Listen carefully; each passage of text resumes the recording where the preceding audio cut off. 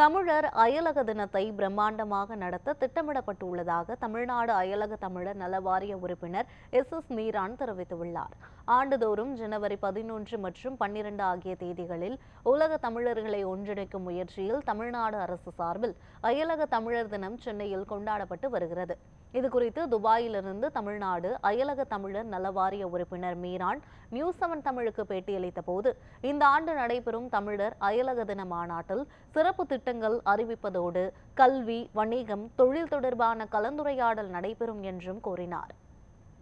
மாண்புமிகு தமிழக முதல்வரால் ஆரம்பிக்கப்பட்டு 4வது வருடமாக இந்த அயலக தமிழர் தினம் நான்காவது வருடமாக ஜனவரி 11, 12 வருடம் ஜனவரி 11, 12 தினங்களில் இது நடக்கும் சொல்லி அறிவிச்சிருக்காங்க.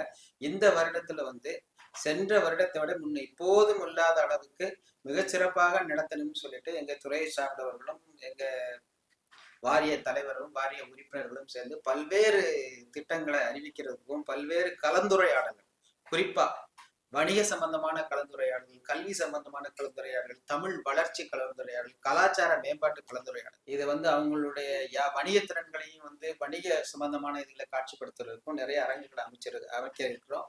இதன் மூலம் உலகத்தில் இருக்கிற அத்தனை தமிழர்களும் பயன்பெறுவார்கள்.